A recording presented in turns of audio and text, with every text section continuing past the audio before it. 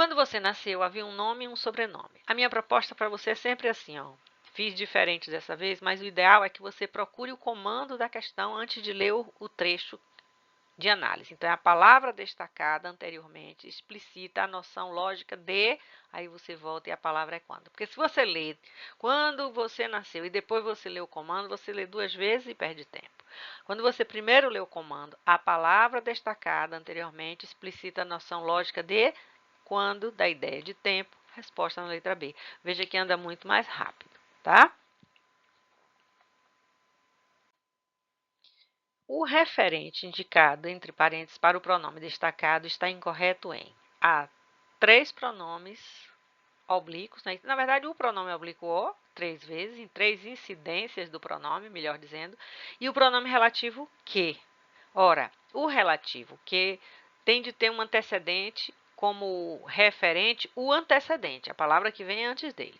Como ele já trouxe o trecho inteiro, o relativo terá como referente o substantivo que o antecede.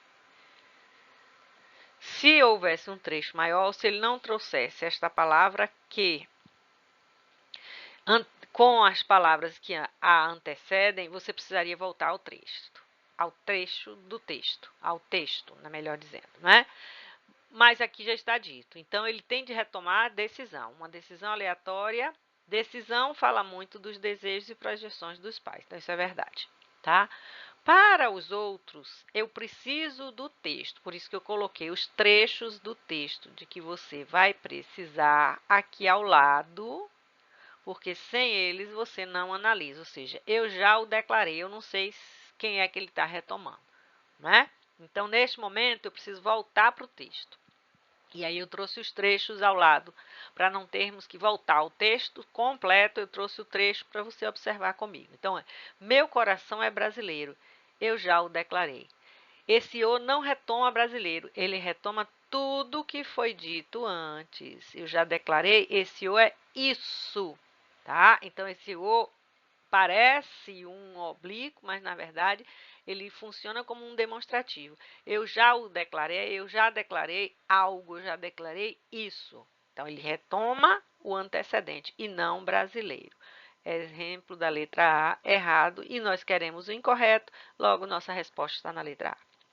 Na letra B, quando você nasceu, estou pegando o trecho, havia um nome e um sobrenome esperando por você. Então, esse o retoma você, tá? Logo, verdade, a letra B. E fronteiras traçadas ao longo da história com linhas imaginárias, respeitando ou não o terreno que as recebe.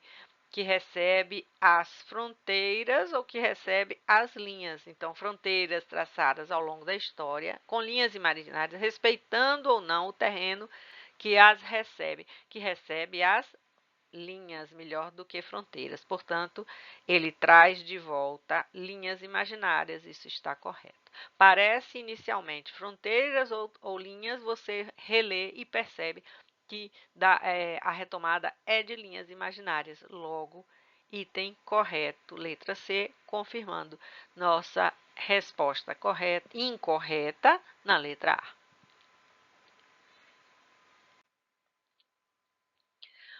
O sintagma destacado não é sujeito do verbo em. Lembre-se de que sintagma é um grupo de palavras que exerce uma função sintática, tá? Então, ele quer o sintagma que não é o sujeito. Sujeito é o termo com o qual o verbo concorda. Este verbo concorda com eu. Então, eu sou Leandro, portanto, o sujeito sou eu, ou é, melhor dizendo, o pronome eu. Nossa resposta está exatamente na letra A. O sintagma destacado não é o sujeito. Nem toda Letícia é feliz. Quem é que é feliz? Nem toda Letícia. Então, não se esqueça, perguntar sujeito ao verbo, pega o verbo e pergunta a ele, quem é que? Ou melhor, que é que? Ou seja, quem é que é feliz? Nem toda Letícia. Que é que nos antecede? Nosso nome. Então, sujeito, sujeito. Quem é que recebe o indicativo, o menino Gabriel. Portanto, o sujeito está destacado nas letras B, C e D e não está destacado na letra A. A função sintática do sintagma destacado não está corretamente identificada entre parênteses em. Então, questão típica de identificação de função sintática. Como você sabe, relembre, como é que eu encontro o sujeito? Pergunto ao verbo. Quem é que sabe? Então, quem é que sabe alguma coisa? Quem sabe é você. Então, esse você é o sujeito, não é? Com você mesmo, Cariri. Vocativo, realmente. Vocativo é o termo que explicita a pessoa com quem se fala. Então, o autor está falando com quem? Com Cariri. Vocativo, invoca-se o outro. Então, como com você mesmo, Cariri, vocativo. Não confunda vocativo com sujeito. Sujeito é o termo sobre o qual se declara alguma coisa, com o qual o verbo concorda. Vocativo é o termo que traz aquele com quem se fala.